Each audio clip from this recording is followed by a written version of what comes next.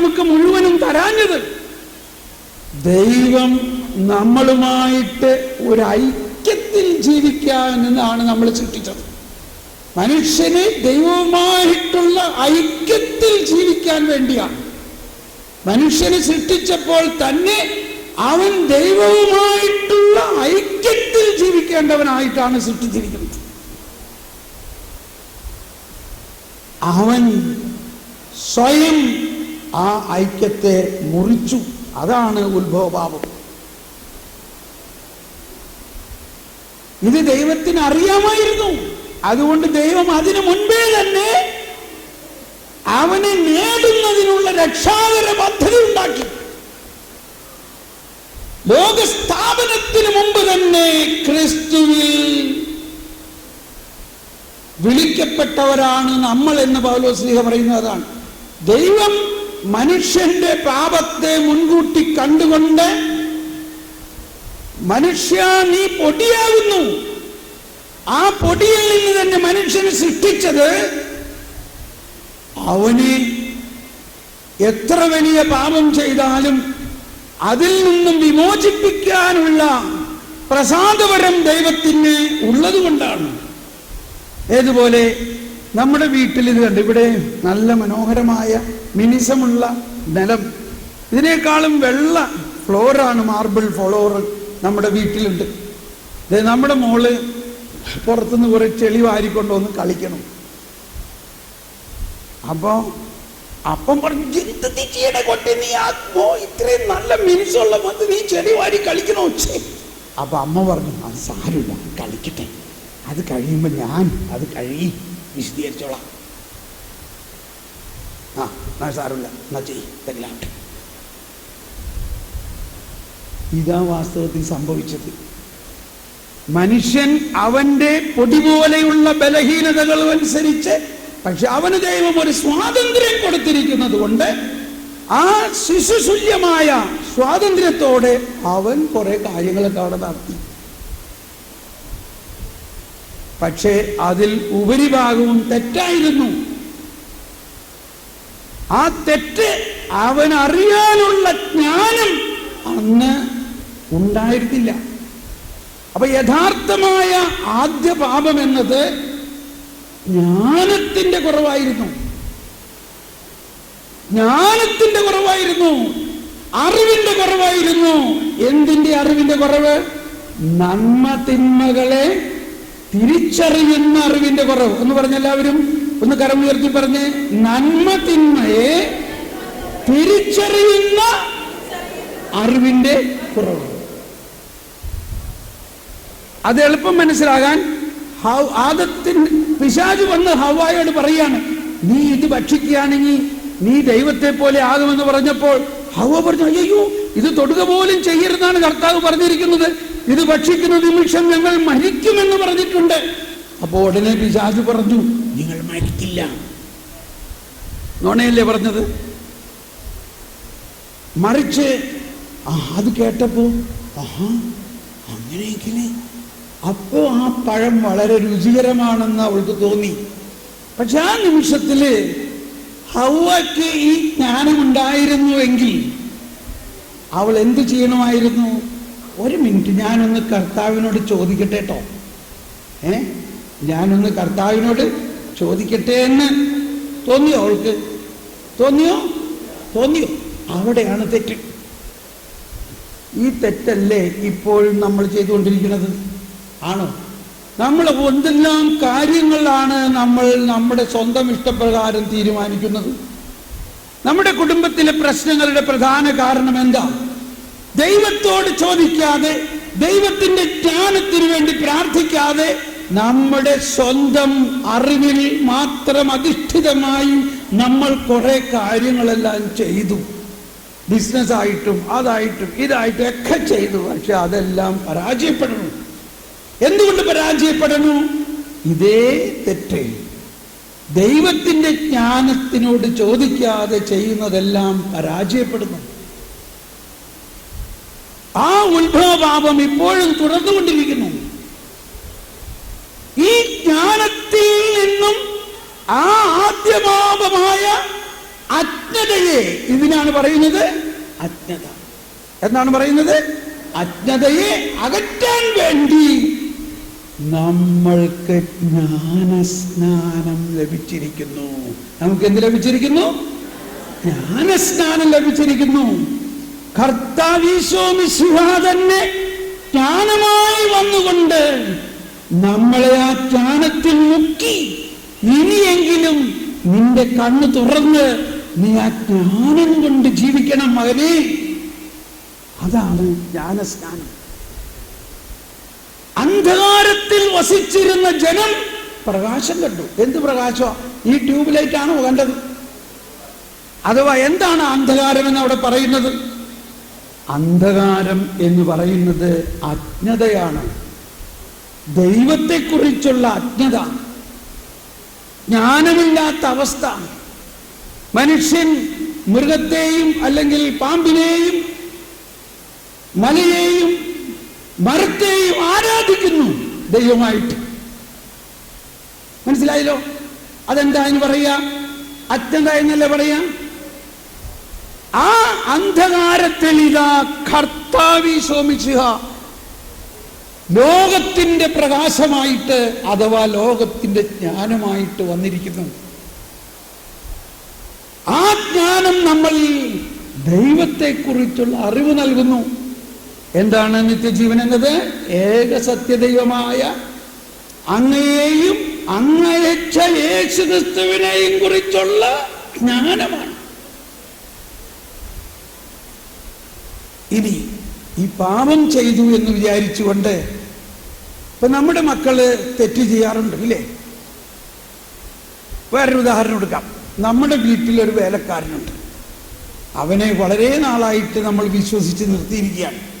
പക്ഷെ അവൻ ഒരാഴ്ച മുമ്പ് 10,000 രൂപ കട്ടെടുത്തു. എന്ത് ചെയ്യും അവനെന്ത് ചെയ്യും? അവനെ പറഞ്ഞു വിടും. ഇനി അവനെ നിർത്തിയാൽ അടുത്ത പ്രാവശ്യം അവൻ ചിലപ്പോൾ 1,00,000 രൂപ കട്ടുന്നു വന്നേക്കും. നമുക്ക് വിശ്വസിക്കാൻ പറ്റില്ല. ഒന്ന് കൈവീശി കാണിച്ചേ. അവനെ പറഞ്ഞു വിട്ടു. പക്ഷേ ഒരാഴ്ച കഴിഞ്ഞപ്പോൾ നമ്മുടെ ഓമന മകൻ 10,000 രൂപ കട്ടെടുത്തു.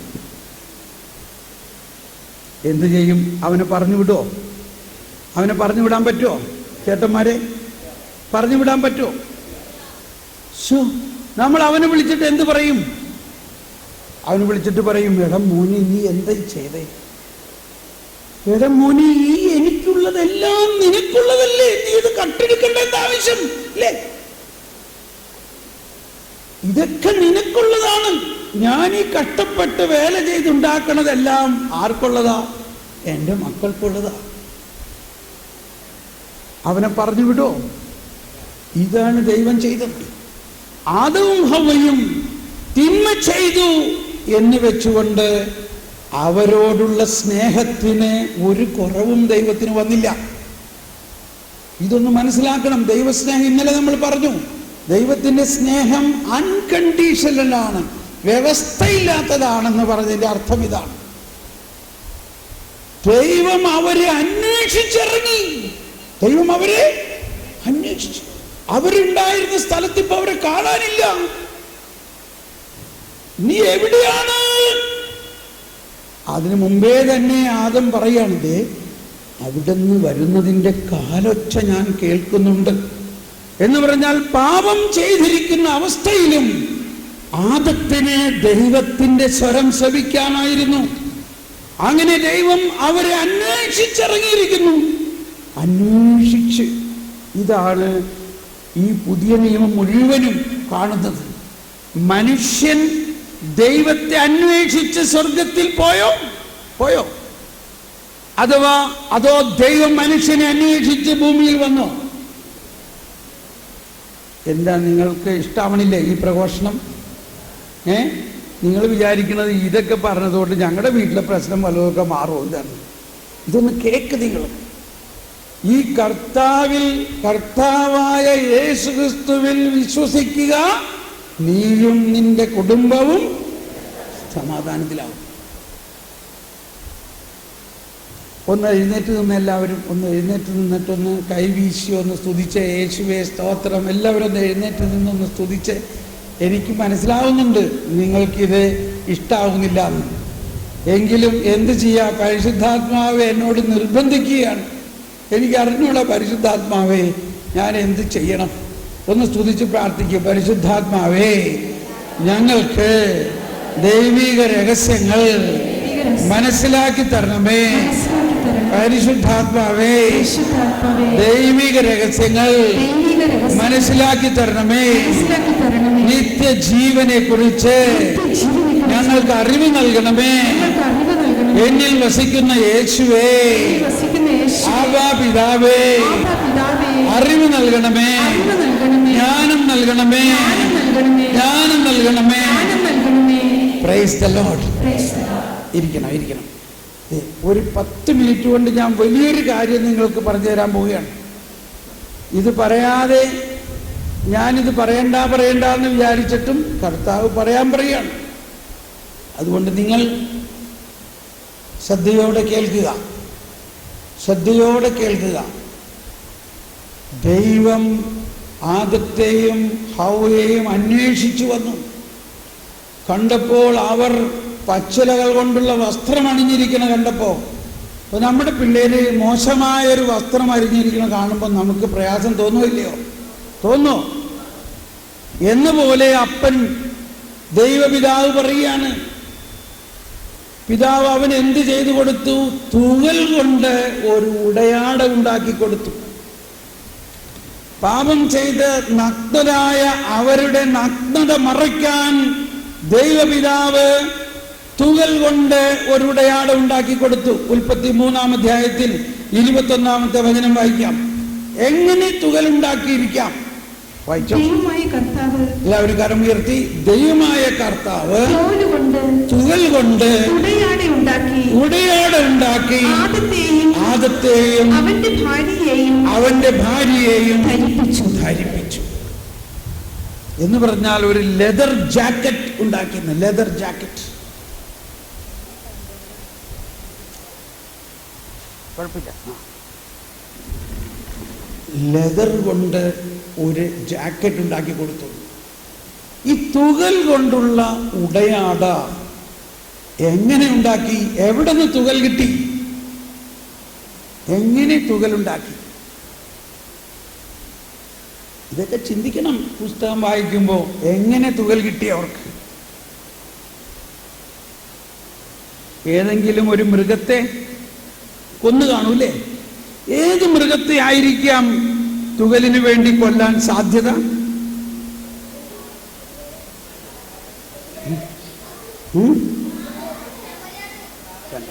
പിള്ളേര് വരെ പറയാണ് ചെമ്പരിയാടിനെയാന്ന്. കണ്ടോ? അപ്പൊ അവർക്ക് മനസ്സിലാവുന്നുണ്ട് അല്ലേ? മനസ്സിലായില്ലേ? ആടിനെ തന്നെ കൊന്നു എന്ന് വിചാരിക്കാം. അങ്ങനെയാണ് ഈ ആട് രക്ഷാകര പദ്ധതിയിൽ പ്രവേശിച്ചിരിക്കുന്നത്. ഇപ്പൊ മനുഷ്യൻ ചെയ്ത പാപത്തിനെ മറയ്ക്കാൻ വേണ്ടി, അവന്റെ ലജ്ജ മറയ്ക്കാൻ വേണ്ടി ദൈവം തുകൽ കൊണ്ട് വസ്ത്രമുണ്ടാക്കിയതിനെ മനസ്സിലാക്കേണ്ടത് വരാനിരിക്കുന്ന രക്ഷയുടെ ആ നീതിയുടെ കവചം അങ്ങേ മനുഷ്യനെ ധരിപ്പിച്ചു ദൈവം. അവനെ ശിക്ഷിക്കുകയല്ല ചെയ്തത്, അവനെ രക്ഷിക്കുന്നതിൻ്റെ പദ്ധതിയുടെ ഒരു മുൻ ആവിഷ്കരണമായിരുന്നു അത്. ഇനി അടുത്ത വചനമാണ് ശ്രദ്ധിച്ച് കേൾക്കേണ്ടത്. ഒന്ന് കൈവീശി കാണിച്ച എല്ലാവരും. അമ്മച്ചിമാർക്കെല്ലാം പകല് മുഴുവനും ജോലി ചെയ്ത് വൈകുന്നേരം ഇവിടെ വന്ന് ശാന്തമായിട്ടൊന്ന് ഉറങ്ങാൻ പറ്റിയ സമയം മാതിരിയാ തോന്നണേ. ഒറ്റെണ്ണത്തിനെ ഞാൻ ഉറക്കില്ല, മനസ്സിലായോ? ഈ 5 ദിവസത്തേക്ക് ധ്യാനത്തിൽ എനിക്കറിയാം. 5 ദിവസം വീട്ടിൽ നിന്ന് ഈ ചട്ടിയും കലത്തിൻ്റെ ഇടയിൽ നിന്ന് മാറി, ഈ അടുപ്പും തീയും ഒക്കെ വിട്ട് ആ കരിയും കഴുകലും ഒക്കെ ഒന്ന് മാറി സമാധാനമായിട്ട് ധ്യാനകേന്ദ്രത്തിൽ വരാം. അവിടെ ഭക്ഷണം ഉണ്ടാക്കി തരണു, സുഖമായിട്ട് ഇരിക്കാം. നല്ല കാര്യം. അങ്ങനെയൊക്കെ നിങ്ങൾ ചെയ്യണം ഇടയ്ക്കിടയ്ക്ക്. വീട്ടിൽ തന്നെ ചട്ടിയും കലവും ഭക്ഷണമായിട്ട് ഇരുന്നാൽ പോരാ. 5 ദിവസം വീടങ്ങ് വീട് ധ്യാനകേന്ദ്രത്തിൽ പോയി സുഖമായിട്ട് കിടന്ന് ഉറങ്ങും. വചനം കേട്ടുകൊണ്ട് തന്നെ കിടന്ന് ഉറങ്ങുന്നു. നല്ല ഐഡിയ അല്ലേ? എന്നാൽ ഞാൻ ഉറക്കില്ല കേട്ടോ. ഒന്ന് കൈവീശിയേ. ഇതാ വലിയൊരു രഹസ്യം നിങ്ങളോട് പറയാൻ പോവുകയാണ്. ഇന്നു മുതൽ നിങ്ങൾക്ക് ബൈബിളിനെ കുറിച്ചുള്ള മുഴുവൻ ഉൾക്കാഴ്ചകളിൽ ഒരു വ്യത്യാസം വരാൻ പോവുകയാണ്. അതിനുശേഷം എഴുതിയിരിക്കുന്നത് വായിച്ചോ. അനന്തരം എല്ലാവരും കരമുയർത്തി ഉച്ചത്തിൽ പറയുക. അനന്തരം മനുഷ്യനിതാ നന്മയും തിന്മയും അറിഞ്ഞ് നമ്മിൽ ഒരുവനെ പോലെ ആയിരിക്കുന്നു. ഇനി അവൻ കൈ നീട്ടി ജീവന്റെ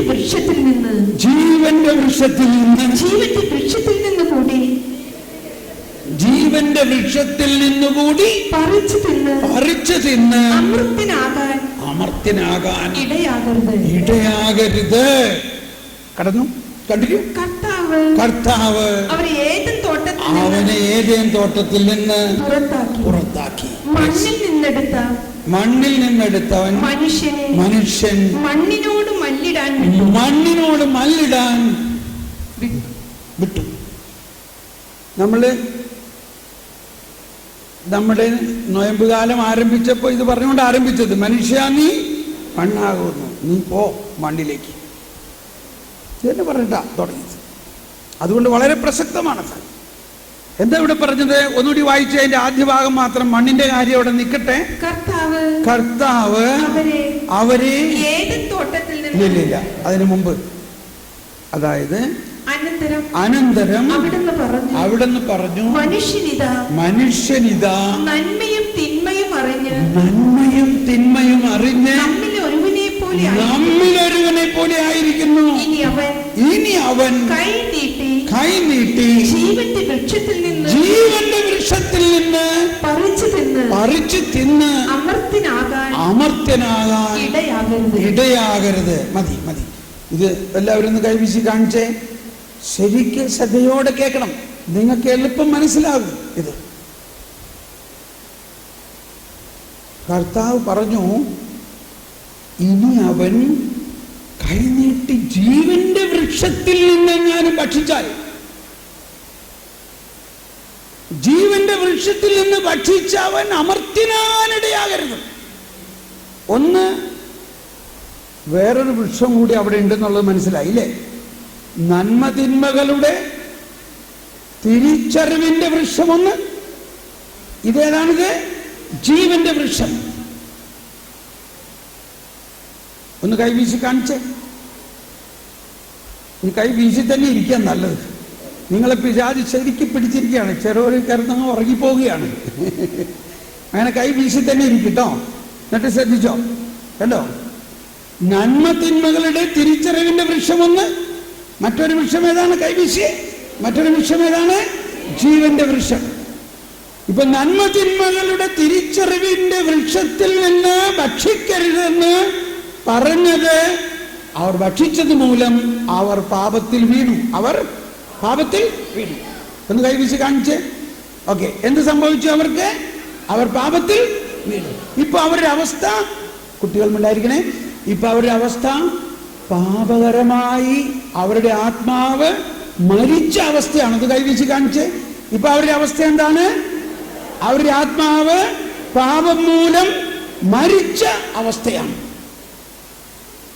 ഈ പാപം മൂലം മരിച്ച അവസ്ഥയിൽ അയോഗ്യതയോടെ അവർ ജീവന്റെ വൃക്ഷത്തിൽ നിന്നെങ്ങാനും ഭക്ഷിച്ചമർത്യരായാൽ അവർ എങ്ങനെ അമർത്യരാകും? പാപകരമായ അവസ്ഥയിൽ അമർത്യരാകും. അവിടെ പോയി സംസാരിക്കല്ലേ, സംസാരിക്കല്ലേ. ഇപ്പൊ ഞാൻ പറഞ്ഞ നിങ്ങൾ രണ്ടുപേരും കേട്ടില്ല. കേട്ടോ. ഇതാണ് ഈ പിശാചിന്റെ പരിപാടി എന്ന് പറയുന്നത്. ഞാൻ വിടില്ല. അതാണ് കാണിച്ചതാണ്ടോ. എല്ലാവരും ഒന്നുകൂടി കൈവീശി കാണിച്ചേ. ആരോടും സംസാരിക്കില്ലേ. വലിയൊരു രഹസ്യമാണ് ഇപ്പൊ പറയാൻ പോകുന്നത്. എല്ലാവരും ചെവി കോർത്ത്, കുട്ടികൾക്കുണ്ടായിരിക്കണേ, ശ്രദ്ധിക്കണേ, വലിയ ആളുകളെല്ലാം ശ്രദ്ധിക്കണേ. പാപകരമായ അവസ്ഥയിൽ ജീവന്റെ വൃക്ഷത്തിൽ നിന്നെങ്ങാനും അവർ ഭക്ഷിച്ചാൽ അവരെന്തായി മാറും? പാപകരമായ അവസ്ഥയിൽ അമർത്യരായാൽ അവരാരെ പോലെയാവും? അവർ പിശാചുക്കളെ പോലെയാവും. അവരാരെ പോലെയാവും? അവർ പിശാചുക്കളെ പോലെയാവും. പാപകരമായ അവസ്ഥയിൽ അവർ അമർത്യരായാൽ അവരെ പിന്നെ രക്ഷിക്കാൻ പറ്റില്ല. മനസ്സിലായോ? അതുകൊണ്ട് അവരോട് പറഞ്ഞത്, നിങ്ങൾ വേഗം ഇവിടുന്ന് സ്ഥലം വിട്ടോ, ഇവിടെ നിന്ന അപകടമാണ്. ഇവിടെ നിന്നാൽ നിങ്ങൾ ഒരു പക്ഷേ ഈ ജീവന്റെ വൃക്ഷത്തിൽ നിന്നാലും കൂടി ഭക്ഷിച്ചാൽ നിങ്ങളെ പിന്നെ രക്ഷിക്കാൻ പറ്റില്ല. മനസ്സിലായോ? ഇത് കൈവീശി കാണിച്ചേ, കൈവീശി കാണിച്ചേ, കൈവീശി കാണിച്ച്. എന്താ പറഞ്ഞത്? നിങ്ങൾ ഇനി ഈ ജീവന്റെ വൃക്ഷത്തിൽ നിന്നെങ്ങാനും ഭക്ഷിച്ചമർത്യരായാൽ, എങ്ങനെ അവസ്ഥയിൽ അമർത്യരായാൽ? പാപകരമായ അവസ്ഥയിൽ അമർത്യരായാൽ. അവരാണ് പിശാചുക്കൾ. പിശാചാരാണ്? പാപകരമായ അവസ്ഥയിൽ അമർത്യരായിട്ടുള്ളവരാണവർ. അവരെ ഇനി മാനസാന്തരപ്പെടുത്താൻ പറ്റില്ല, അവരെ വിമോചിപ്പിക്കാൻ പറ്റില്ല. അതുകൊണ്ട് അവരെ രക്ഷിക്കുകയാണ് ദൈവം ചെയ്തത്. അവരുടെ രക്ഷയുടെ ആദ്യത്തെ ഫലമാണത്. അവരുടെ രക്ഷയുടെ ആരംഭിച്ചു. അതുകൊണ്ട് നിങ്ങൾ ഇവിടെ നിൽക്കണ്ട, നിങ്ങൾ വേഗം പോയിക്കോ. നമ്മൾ തന്നെ ചിലപ്പോൾ നമ്മളെ മക്കൾ, നീ ഇവിടെ നിൽക്കണ്ട, ഇവിടെ പെശകാണ്, അതുകൊണ്ട് വേഗം ഇവിടെ സ്ഥലം വിട്ടു, ഇനി വേറെ ഇതിവിടെ നിന്ന് തന്നെ നീ കൂടുതൽ ദൂഷ്യം ചെയ്യും എന്ന പോലെ ആണ് അവിടുന്ന് അവരോട് പോകാൻ പറഞ്ഞത്. ഒന്നുകൂടി മനസ്സിലാക്കണം. അവർ നന്മതിന്മകളുടെ അറിവിന്റെ വൃക്ഷത്തിൽ നിന്ന് ഭക്ഷിക്കരുത് എന്ന് പറഞ്ഞത് ചെയ്തു മൂലം അവർ പാപകരമായ അവസ്ഥയിലാണ്. ഇനി എങ്ങനെയാണ് അവർക്ക് നിത്യജീവൻ കിട്ടുക? അവർ അമർത്യരാകുന്നത് എങ്ങനെയാ? യേശുക്രിസ്തു വന്നതിന് ശേഷം. ഈ ആദവും ഹവ്വയും തന്നെ അമർത്യരാകുന്നത് യേശുക്രിസ്തുവിന്റെ പീഠാനുഭവത്തിലൂടെ അവർ ചെയ്ത പാപത്തിന് യേശു പരിഹാരം ചെയ്ത് കഴിഞ്ഞു കഴിയുമ്പോൾ മാത്രമേ അവരിൽ നിന്നും ആ പാപത്തിന്റെ മരണം മാറുകയുള്ളൂ. Praise the Lord. ഒരു നിമിഷം ഒന്ന് പ്രാർത്ഥിക്കാം. പരിശുദ്ധാത്മാവേ, ഞങ്ങളിൽ വസിക്കുന്ന പരിശുദ്ധാത്മാവേ, ജ്ഞാനം നൽകണമേ, ജ്ഞാനം നൽകണമേ. Praise the Lord. അപ്പൊ ഇത്രയും ഇനി ഇതിനെക്കുറിച്ച് കൂടുതൽ നിങ്ങൾ ധ്യാനിക്കുക. എന്നിട്ട് പറയൂ, മനുഷ്യ നീ പൊടിയാകുന്നു. അപ്പൊ ഈ പൊടിയിൽ നിന്ന് മനുഷ്യനെ സൃഷ്ടിച്ചത് ദൈവം തന്നെയല്ലേ? പിന്നെ എന്തിനാ ഇപ്പൊ അങ്ങനെ പറഞ്ഞേ? ഇതൊന്നും നെഗറ്റീവായിട്ട് ചിന്തിക്കരുത്. എന്തുകൊണ്ടാണ് നമ്മൾ ഇതൊക്കെ നെഗറ്റീവായിട്ട് ചിന്തിക്കുന്നത്? നമ്മുടെ ഉള്ളിൽ കിടക്കുന്നത് ശിക്ഷിക്കുന്ന ഒരു ദൈവത്തെയാണ്. മനുഷ്യ നീ പൊടിയാകുന്നു, നീ പൊടിയോട് മല്ലിടാൻ പോ എന്ന് പറഞ്ഞതിന്റെ അർത്ഥം നീ യേശുക്രിസ്തുവിലൂടെ വരുന്ന കൃപാവരം കൊണ്ട് നിന്നിലുള്ള ഈ പൊടിയെ തങ്കപ്പൊടിയാക്കി മാറ്റണം എന്നാണ് അതിന്റെ അർത്ഥം. യേശുക്രിസ്തു വന്നിട്ട് എന്ത് ചെയ്തു? യേശുക്രിസ്തു ഈ പൊടിയിൽ തുപ്പി. എന്നിട്ട് എന്ത് ചെയ്തു? ആ തുപ്പല് കൊണ്ട് ഈ പൊടിയിൽ തുപ്പിയിട്ട് എന്ത് ചെയ്തു? ആ തുപ്പല് കൊണ്ട് ഈ പൊടിയെ എന്താക്കി മാറ്റി? കണ്ണ് തുറക്കുന്ന ലേപനമാക്കി മാറ്റി. അതുപോലെ നമ്മൾ ഓരോരുത്തരുമാകുന്ന പൊടിയിലേക്ക് യേശുവിന്റെ അധരത്തിൽ നിന്ന് വരുന്ന വചനവും പരിശുദ്ധാത്മാവും കൃപയും വന്നു കഴിയുമ്പോൾ നമ്മളാകുന്ന പൊടി എന്തായി മാറും? തങ്കപ്പൊടിയായി മാറും. അതാണ് ഉയർപ്പ്. അപ്പോ നൊയമ്പ് കാലത്തിന്റെ വിഭൂതി ബുധനാഴ്ച നമ്മളോട് നീ പൊടിയാകുന്നു എന്ന് പറഞ്ഞു വിട്ടുവെങ്കിൽ, ഉയർപ്പ് ഞായറാഴ്ച നമ്മളോട് നമ്മളിൽ കർത്താവ് വീണ്ടും ഊതിക്കൊണ്ട് പറയുകയാണ്, എന്നെ അയച്ച പോലെ ഞാൻ നിങ്ങളെ അയക്കണം, എന്നെ അയച്ച പോലെ ഞാൻ നിങ്ങളെ അയക്കുന്നു. പരിശുദ്ധാത്മാവിനെ സ്വീകരിക്കുക. ഓക്കെ, ഇനി അവിടെ പറഞ്ഞൊരു കാര്യം ഞാൻ ഇന്നലെ അതിനെക്കുറിച്ച് ഒരല്പം പരാമർശിച്ചു. പഴയ നിയമവും പുതിയ നിയമവും തമ്മിൽ വലിയൊരു വ്യത്യാസമുണ്ട്. നമ്മുടെ കുർബാന പുസ്തകത്തിൽ, റാസ കുർബാനയിലെല്ലാം പാടുന്നൊരു പാട്ടാണ്, കുർബാന പുസ്തകത്തിലുള്ളതാണ്. നിഴലാം നിയമം വിട്ടു പഠിക്കും. നൂതന നിയമം പാലിച്ചവനും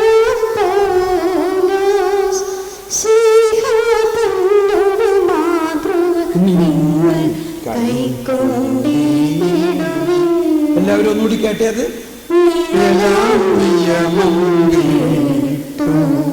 നൂതന നിയമം പാലിച്ചവനാം പൗലോസ്.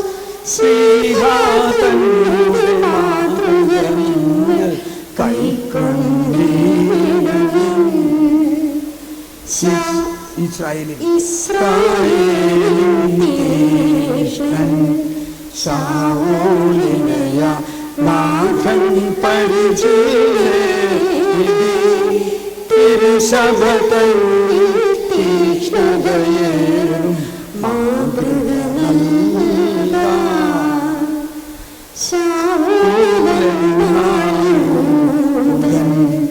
നിയമം ചാത്തും തിരശീലകളാലും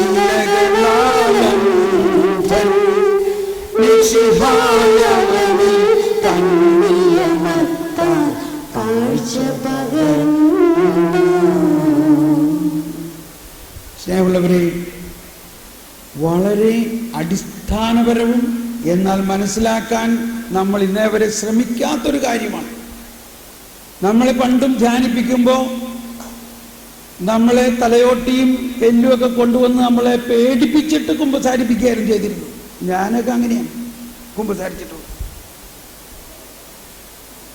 എന്നാൽ കർത്താവ് ഈശോ മിശിഹ വന്നത് നമ്മളെ എപ്പോഴും ബൈബിളിൽ 365 വട്ടം പറഞ്ഞിട്ടുള്ള ഒരു കാര്യം എന്താണ്? ഭയപ്പെടേണ്ട, പേടിക്കണ്ട. ഞാൻ വന്നിരിക്കുന്നത് നിങ്ങളെ പേടിപ്പിക്കാനല്ല, ഞാൻ വന്നിരിക്കുന്നത് നിങ്ങളുടെ പാപങ്ങളെല്ലാം ഏറ്റെടുക്കാനാണ്. അപ്പോൾ ഇവിടെ നമ്മൾ ഈ നോയമ്പ് കാലത്തിന്റെ അവസാനത്തിൽ പേടിച്ചിട്ട് കുമ്പസാരിക്കുകയല്ല വേണ്ടത്. നാളെ വലിയ സന്തോഷത്തോടെ കുമ്പസാരിക്കാൻ പോണം. എന്താ നമ്മുടെ സന്തോഷം? നമ്മുടെ പാപങ്ങൾ കർത്താവ് ഈശോ മിശിഹ ഏറ്റെടുത്ത് കഴിഞ്ഞിരിക്കുന്നു എന്നുള്ള സന്തോഷം. കർത്താവ് വന്നിരിക്കുന്നത് നമ്മളെ ശിക്ഷിക്കാൻ വേണ്ടി അല്ല എന്നുള്ള സന്തോഷം. അപ്പോൾ നിയമം വന്നിരിക്കുന്നത് വരാനിരിക്കുന്നതിന്റെ നിഴൽ മാത്രമായിരുന്നു എന്നാ പറയണത്. നിഴലാം നിയമം വിട്ടു നൂതന നിയമം പാലിച്ചവനാം പൗലോസ്. മാതൃക നിങ്ങൾ കൈക്കൊണ്ടിടുവിൻ. ഇപ്പോ പറയാൻ പോകുന്ന കാര്യം നിങ്ങളെ ഷോക്കടിക്കും. നമ്മൾ ചെറുപ്പം മുതൽ പഠിച്ചിരിക്കുന്നത് എന്താ? അതെ, 10 കൽപ്പനകൾ അക്ഷരം പ്രതി പാലിച്ച് ജീവിച്ചാൽ നമ്മൾ സ്വർഗ്ഗത്തിൽ പോയി, ഇല്ലേ? 10 കൽപ്പനകൾ അക്ഷരം പ്രതി പാലിച്ച് ജീവിച്ചാൽ നമ്മളൊരു യഹൂദനെ ആവുന്നുള്ളൂ, ക്രിസ്ത്യാനി ആവുന്നുണ്ടോ? അപ്പൊ പിന്നെ എന്തിനാ കൽപ്പനകൾ നൽകിയത്? കൽപ്പനകൾ നൽകിയത് പാപത്തെക്കുറിച്ചുള്ള അവബോധമുണ്ടാകുന്നതിനാണ്. റോമർ 3-ാം അധ്യായം 20-ാമത്തെ വചനം. കൽപ്പനകൾ നൽകിയിരിക്കുന്നത് പാപം എന്താണെന്നുള്ള അറിവുണ്ടാകാനാണ്. ഈ കൽപ്പനകൾ അറിഞ്ഞതുകൊണ്ട് നമ്മുടെ പാപത്തിൽ നിന്ന് നമുക്ക് മോചനം ഉണ്ടാകില്ല. പാപത്തിൽ നിന്ന് മോചനം ഉണ്ടാകുന്നത് ആരിലൂടെയാണ്? കർത്താവ് ഈശോ മിശിഹായിലൂടെയാണ്.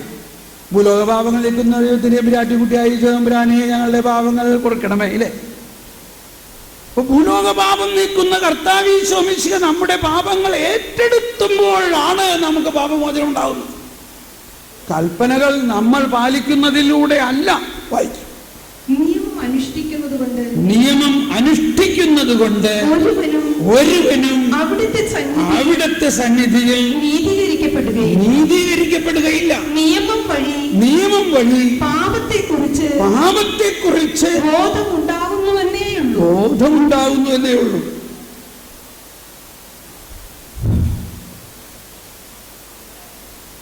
ഇത് വളരെ വിപ്ലവാത്മകമായൊരു കാര്യമാണ്. ഇപ്പോഴും മാത്രമല്ല, അന്നും. അപ്പൊ അന്ന് എന്താണ് ഈ സുവിശേഷം എന്ന് പറഞ്ഞത്? എങ്ങനെയാണ് ആ വാക്ക്, സുവിശേഷം എന്ന വാക്ക് എങ്ങനെ ഉണ്ടായി? സദ്വാർത്ത, സുവിശേഷം എന്ന വാക്ക് എങ്ങനെ ഉണ്ടായി? യേശുവിന്റെ വരവിന് മുൻപ് യഹൂദരെല്ലാവരും ഈ നിയമത്തെ അടിച്ചേൽപ്പിച്ചുകൊണ്ട് നിയമം പാലിക്കുക അല്ലെങ്കിൽ ശിക്ഷ. ഇപ്പൊ പോലീസ് വണ്ടി നമ്മൾ വീട് കൂട്ടി ഓടിക്കുകയാണെങ്കിൽ ഉടനെ ഫൈൻ അടിക്കും, ഇല്ലേ? അതിന് ക്ഷമ വല്ലതുണ്ട്? ഒരു ക്ഷമയില്ല. തെറ്റ് ചെയ്തു, ശിക്ഷിക്കപ്പെടും. ഇതല്ല വാസ്തവത്തിൽ നിയമം കൊണ്ടുവന്നതിൻ്റെ ഉദ്ദേശം. നിയമം ദൈവം കൊണ്ടുവന്നത് ദൈവത്തിൻ്റെ കരുണാർദ്രമായ സ്നേഹത്തെ അറിയിക്കാൻ വേണ്ടിയാണ്. പക്ഷേ യഹൂദ പ്രമാണികളും ഫരിസേയരും നിയമജ്ഞരും നിയമത്തെ അക്ഷരം പ്രതി പാലിച്ചാലേ നിങ്ങൾ നീതീകരിക്കപ്പെടുകയുള്ളൂ, അല്ലെങ്കിൽ നിങ്ങൾക്ക് ശിക്ഷ കിട്ടും. ആ ശിക്ഷയെക്കുറിച്ചുള്ള പഠിപ്പിക്കലാണ് പഴയ നിയമത്തിൽ ഒരുപാട് ഭാഗത്ത്, മുഴുവൻ ഭാഗത്തല്ല, ചില ഭാഗങ്ങളിൽ.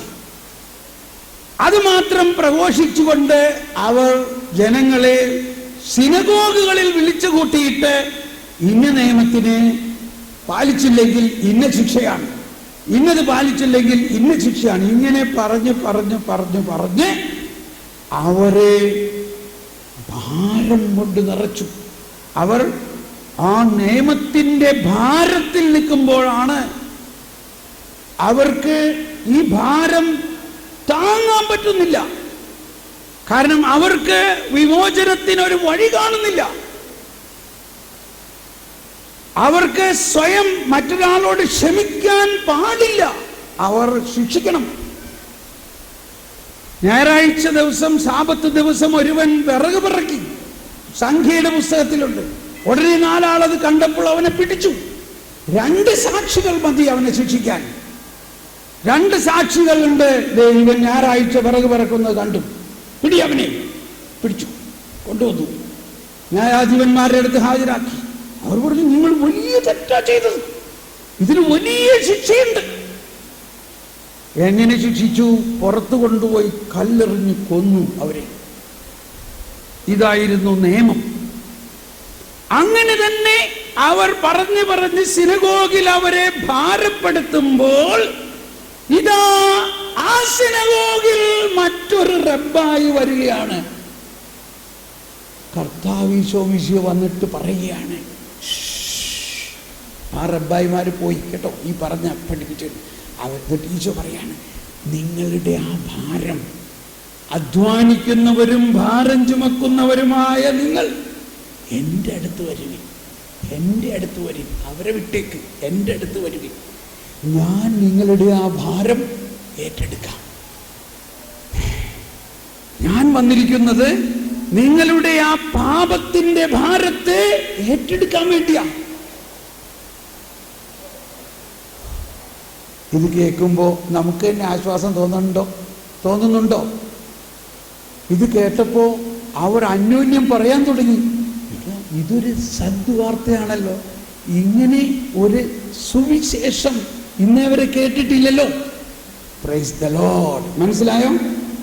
അതാണ് സുവിശേഷം എന്ന് പറയുന്നത്. അപ്പോൾ സുവിശേഷം, ഗുഡ് ന്യൂസ് എന്ന് പറയുന്നത്, അന്ന് വരെ പാപത്തെക്കുറിച്ചും പാപത്തിന്റെ ശിക്ഷയെക്കുറിച്ചും മാത്രം ഭാരം നിറഞ്ഞിരുന്ന ജനം, യേശുക്രിസ്തു വന്നിട്ട് പറയുകയാണ്, ആ ഭാരം ഞാൻ എടുത്തോളാം. കുരിശിനാൽ അവൻ ലോകത്തെ വീണ്ടെടുത്തു. മനസ്സിലായോ? അതാണ് നമ്മൾ ഈ കുരിശിന്റെ വഴിയിൽ മുഴുവൻ കാണുന്നത്. ഈ ഭാരം, ഈ പാപത്തിന്റെ ഭാരം യേശു ഏറ്റെടുത്തു കഴിഞ്ഞിരിക്കണം. അങ്ങനെയാണ് ആ വചനത്തിന്റെ അർത്ഥം. അധ്വാനിക്കുന്നവരും ഭാരം ചുമക്കുന്നവരുമായ നിങ്ങൾ എൻ്റെ അടുത്ത് വരുവിൻ, ഞാൻ നിങ്ങളെ ആശ്വസിപ്പിക്കാം, നിങ്ങൾ എൻ്റെ മുഖം വഹിക്കുവിൻ. അന്ന് വരെ ആരും പറയാത്ത ഒരു രഹസ്യം, അന്ന് വരെ ആർക്കും പറയാൻ പറ്റാത്ത കാര്യം. കാരണം അന്ന് വരെ മറ്റാരും മറ്റൊരാളുടെ പാപത്തിന്റെ ഭാരം ഏറ്റെടുക്കാൻ പറ്റില്ലായിരുന്നു. അന്ന് വരെ ക്ഷമ എന്നത് പഴയ നിയമത്തിൽ ഉണ്ടായിരുന്നില്ല. തെറ്റ് ചെയ്യുന്നവനെ ശിക്ഷിക്കണം. ഇന്നും നമ്മൾ ഇങ്ങനെയൊക്കെ തന്നെയാ പറയണത്. ഞാൻ ഒരു പ്രാവശ്യം പറഞ്ഞു, ഒരു പ്രാവശ്യം കൂടി ഞാൻ പറയും, പിന്നെ ഇനി നീ ഇതേമാതിരി ചെയ്യുകയാണെങ്കിൽ ഉണ്ടല്ലോ നല്ല തൊഴിൽ വെച്ച് കഴിഞ്ഞാൽ. ഇപ്പൊ നമ്മൾ ഏത് നിയമത്തിലാ? പുതിയ നിയമത്തിലാണോ പഴയ നിയമത്തിലാണോ? പഴയ നിയമം. ഇങ്ങനെയാണ് നമ്മുടെ കുടുംബത്തിലും നമ്മളെയും പഠിപ്പിച്ചിരിക്കുന്നതെങ്കിൽ എങ്ങനെ നമുക്ക് യേശുവിനെ അനുഭവിക്കാൻ പറ്റും?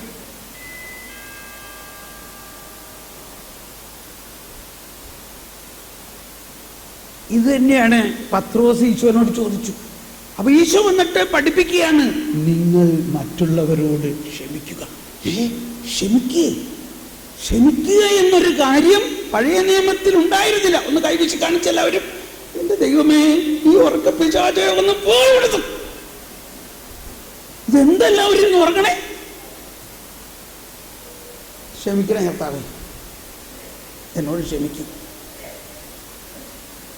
അന്ന് ക്ഷമ ഉണ്ടായിരുന്നില്ല. ഉറങ്ങിയാൽ ശിക്ഷ, എല്ലാത്തിനും ശിക്ഷ. അങ്ങനെയുള്ള കാലഘട്ടത്തിൽ ഈശോ വന്നിട്ട് പഠിപ്പിക്കുകയാണ്. ചിന്തിക്കണം, വിപ്ലവാത്മകരമായ ഒരു പ്രാർത്ഥനയായിരുന്നു സ്വർഗസ്ഥനായ പിതാവ് എന്നുള്ള പ്രാർത്ഥന. സ്വർഗസ്ഥനായ പിതാവേ എന്ന് തന്നെ യഹൂദരാരും വിളിച്ചിരുന്നില്ല. അതിൻ്റെ ഇടയിൽ പറയുകയാണ്, ഞങ്ങൾ ക്ഷമിക്കുന്നത് പോലെ ഞങ്ങളോടും ക്ഷമിക്കണേ. ആ ഒരു കാര്യമാണ് പുതിയ നിയമത്തിന്റെ ഏറ്റവും പ്രധാന രഹസ്യം. അതുകൊണ്ട് ആ പ്രാർത്ഥനയെക്കുറിച്ച് പഠിപ്പിച്ചു കഴിഞ്ഞിട്ട് ഈശോ വീണ്ടും എടുത്തു